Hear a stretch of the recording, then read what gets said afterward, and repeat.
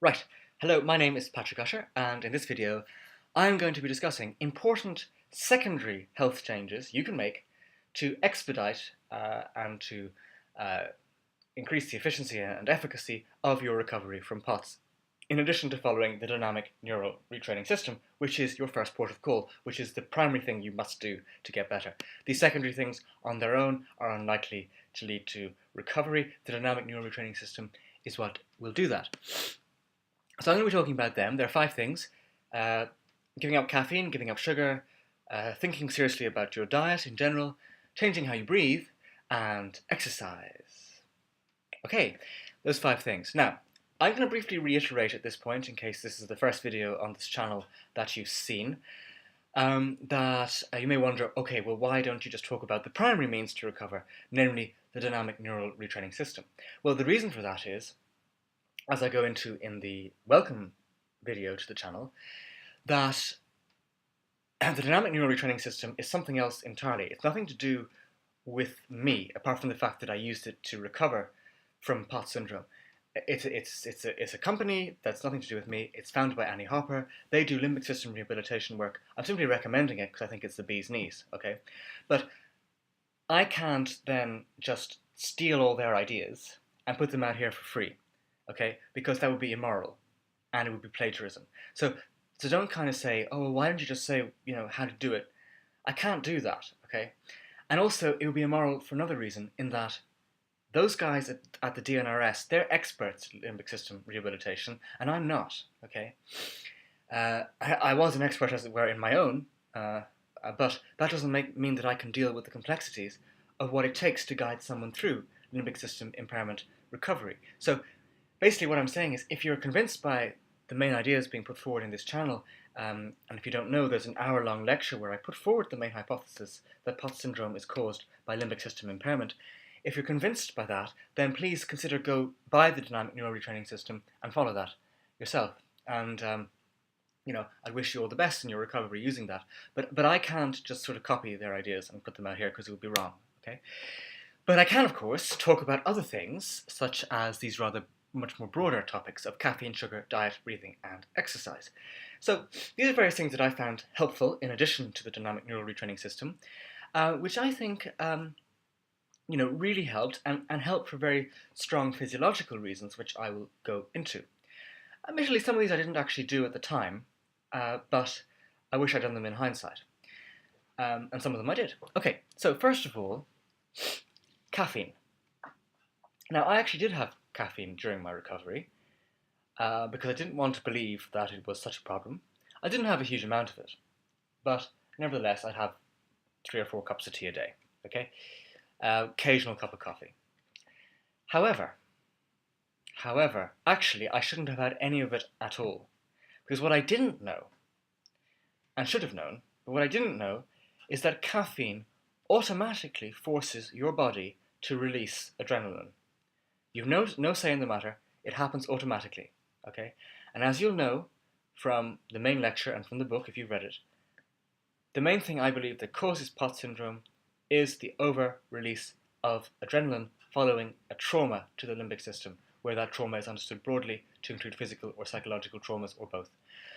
But that is what causes it. And so if you then drink caffeine, okay, it's like drinking POTS syndrome in a mug, okay?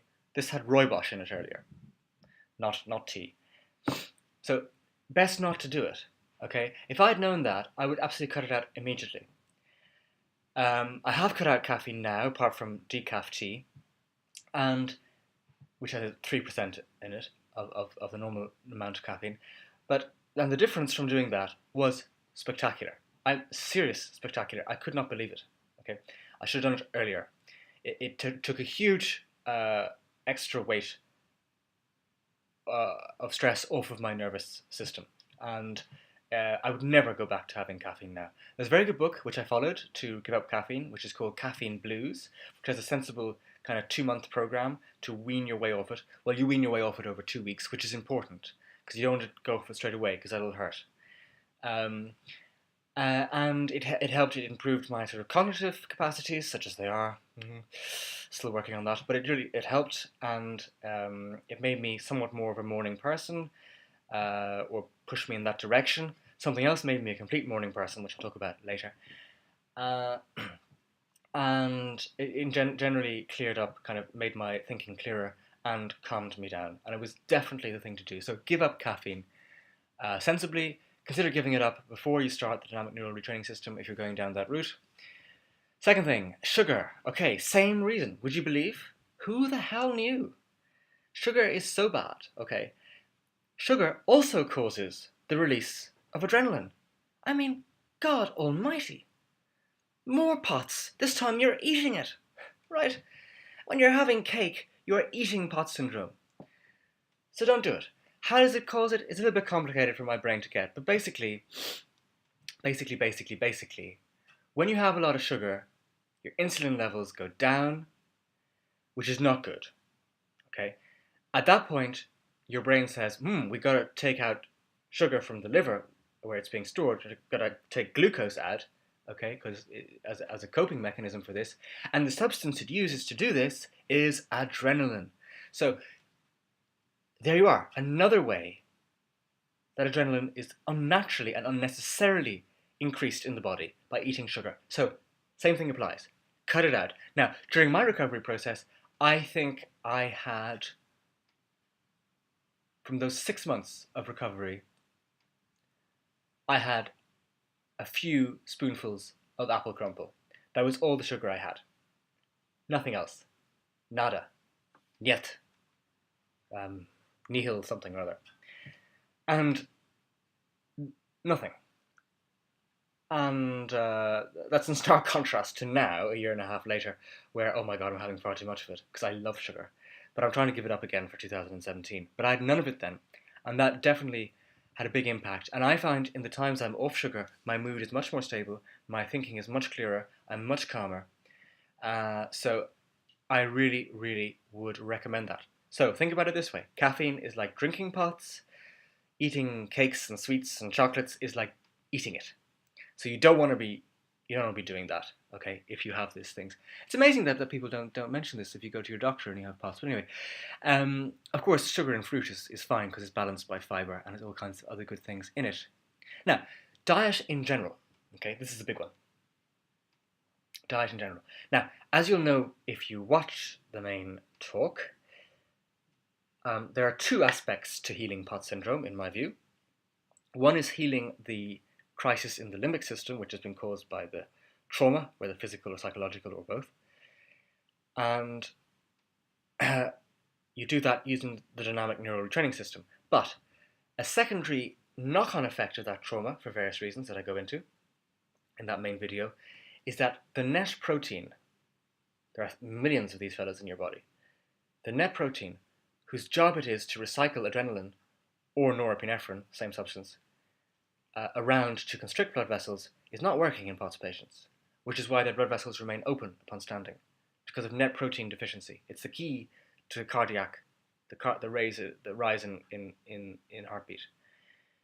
So that needs to heal. That's the second thing that needs to heal. And when that heals, heart rate scores in terms of lying down standing will return to normal because blood vessel constriction will be normal with a healthily functioning net. Okay? Net protein. And I'm just saying net because that sounds cooler. I don't mean like a net. It's net protein, norepinephrine reuptake transporter protein. Now, when that happens, okay, you're there.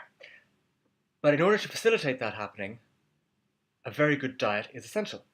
Now, you'll get there anyway, even if you eat pizza and hamburgers, I think. But you don't want to take that chance, okay? And you want it to happen as quickly as possible, right? So, eat lots of good food, okay? When I was going through recovery, I ate between 2 and 3, usually 2.5, often 3, plates of fruit and vegetables every day, okay? If I couldn't get that from the main meals, I'd have a smoothie as well. I know that's all frightfully middle class, but it's important, okay? So, and I also had a high quality source of protein with every meal. It's important that you have the protein and the vegetables and fruit, and not just the protein, because protein is absorbed much more efficiently and effectively by the body when you have all the minerals and vitamins that are coming in from the vegetables and fruit. Okay. And this was basically a kind of adaptation I made following something called the Walls Protocol, WAHLS, which was developed by Dr. Terry Walls for treating MS, okay? And in particular for rebuilding MS patients at a cellular level. Because in MS, the problem is that this coating around the brain called myelin has reduced by a third, and that reduced coating is what causes a lot of the physical degenerative symptoms, okay, and the disability. Obviously, there's more going on in MS, but that's what has been linked with the main physical degeneration. Now, what she found, however, is that eating this much good stuff, okay, actually gave her body the material it needed to rebuild the myelin, because our body is constantly rebuilding itself thanks to what we eat.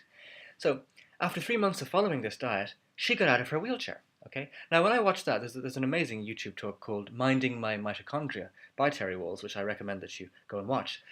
But that really inspired me to think, okay, my net protein is deficient. Now, I want to help that get better as soon as possible.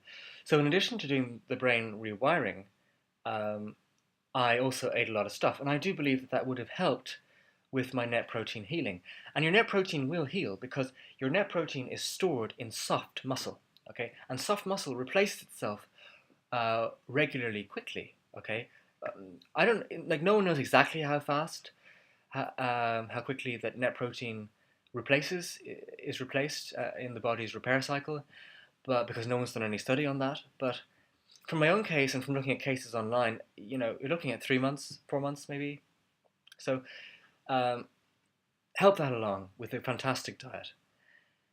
It's important to say that, of course, you might say, oh, well, I'll just have the diet and that will help my net protein heal. I don't have to do the brain rewiring. No, you do have to do the brain rewiring because unless you do the brain rewiring, your net protein is still being swamped by adrenaline, which means that it's still going to be deficient and not able to work properly because it can't cope with that much of the hormone. It's only been designed to deal with a certain amount of it, and when it has too much, it breaks down. You can't hold a push-up forever, or more than a minute in my case, and in the same way, you cannot, the net protein cannot cope with that much adrenaline. It's only been designed to deal with adrenaline, but it can't cope with that much of it. Okay, so there we are, caffeine, sugar, and diet all dealt with. Next thing is breathing. Now, this is something that I wasn't so aware of in my recovery, but I wish I had been, okay, because breathing is a massive part of the autonomic nervous system. It's a function that is handled by the nervous system, etc., etc. And when the limbic system is put into this crisis state, the way we breathe will be affected. Okay, it will have a knock-on effect, and we will breathe as you do under stress in a deeper way. Sorry, in a more pronounced way, in a more audible way. You'll be taking in more air. Okay. Now you might think, oh, that's great. That means I'm oxygenating myself more. Wrong. It's actually paradoxical, but the more you breathe, the less you oxygenate. Unbelievable, but true. This is thanks to something called the Bohr effect, B-O-H-R, which I learnt about. That's named after Niels Bohr, who was a Danish scientist of some sort, who got the Nobel Prize for all this. But I learnt about this through something called the Buteyko breathing method, B-U-T-E-Y-K-O. Sounds like a martial art, but isn't. And I only learnt about this quite recently in the last 5 or 6 months. And I've been following it very gently. I haven't actually kind of started it properly. But I've done basic things in it which have been really helpful. And its basic premise is to reduce that we all overbreathe, and some of us overbreathe because we mouth breathe, which is a disaster. And that basically nature wants us to breathe much more gently, quietly, softly, like a baby. If you watch a baby breathing, it's very gentle. And the baby is oxygenating itself perfectly, unless they're unwell, of course, but in most cases.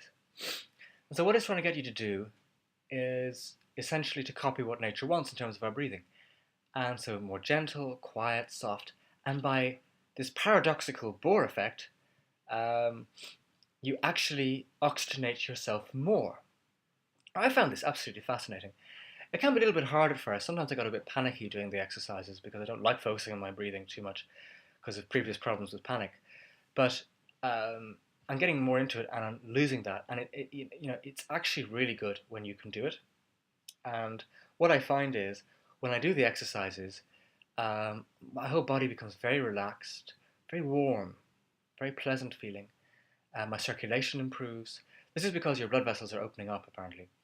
And it just feels really pleasant, and I get a lot more energy, which is really good. So I'm recommending that to you to consider as something alongside brain rewiring, or something to do after you've brain rewired, or before, or whatever you want, or mix and match. But well, no, the brain rewiring has to come in primary place. But there's a great YouTube talk by Patrick McKeown, who works in Buteyko, who's a Buteyko breathing practitioner, and it's called "Close Your Mouth, Change Your Life." Really recommend that. The other things I've done with Buteyko breathing is learn how to nasal breathe overnight. This has made a massive difference. So I've been doing this since early August, and basically you get a micropore tape, which you buy in a chemist, okay, and you tape your mouth at night, and this forces you to nasal breathe overnight. And I cannot even begin to explain. It just feels, you wake up and it's like that. You are awake. You know, at least 85% of the time now, I wake up and it's just whoop, awake. No kind of grogginess, nothing like that, because I've been oxygenating myself overnight properly. And that kind of, those 7 or 8 hours that I'm asleep and just nasal breathing, that's really, that is training me at a subconscious level to nasal breathe. If that sounds dangerous, it's not actually, because you're meant to breathe through your nose, funnily enough, and you won't stop breathing through your nose. And the more you breathe through your nose, the more unblocked it becomes. So, with the exception of now, when I have a virus, which is slightly yucky, in the times up to now, since I've started doing this, I have not had a blocked nose because of this nasal breathing. It actually releases a gas called nitric oxide, which clears your airways. So that's been a very helpful boon. And the other thing I'm just learning now is the importance of diaphragmatic breathing, which I've not been doing in many years. I'm just starting that now, and that's taking it to a new level. Gentle diaphragmatic breathing. Very good. Wish I'd known about this earlier. So I recommend Patrick McKeown, his books and his talk, in case you want to look into that more. And there's a whole kind of way of doing serious Buteyko exercises, which I hope to get into one day. I hope it will take me from my current kind of 70% to maybe 85 or 90%. That'd be wonderful. I'm going to look into it at a later point for me, but I'm recommending it to you now. And I definitely think it plays a huge role in a secondary level in POTS syndrome and autonomic nervous system dysfunction. That only stands to reason. Okay.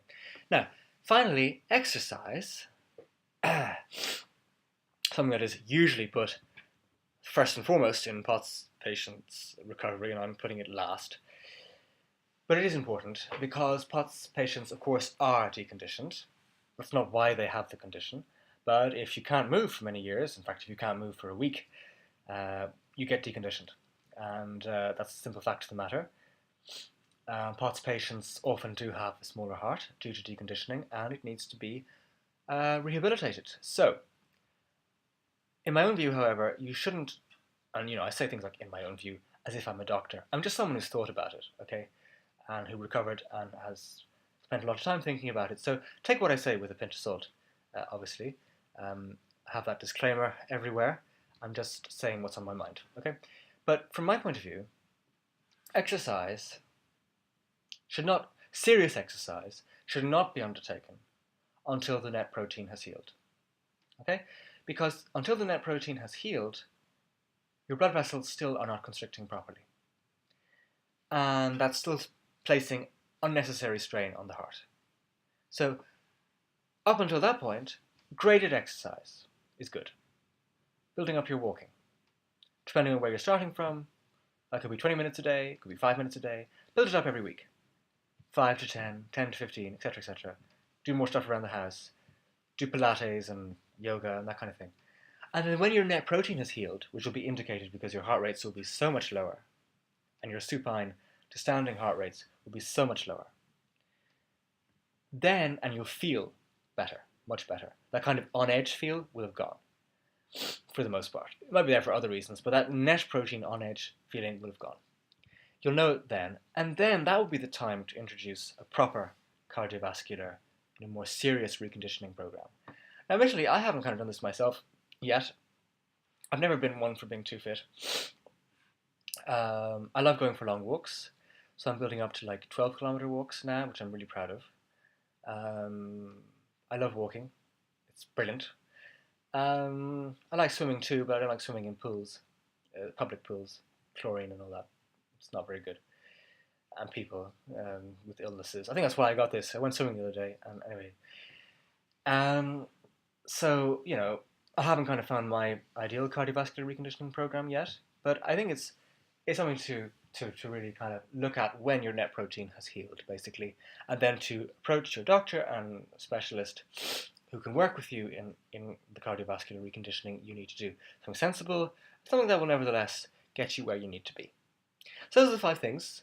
Caffeine, none of it. Sugar, none of it. Diet, lots of good stuff. Breathing, less of it, smaller amounts, quieter, gentler, like a baby.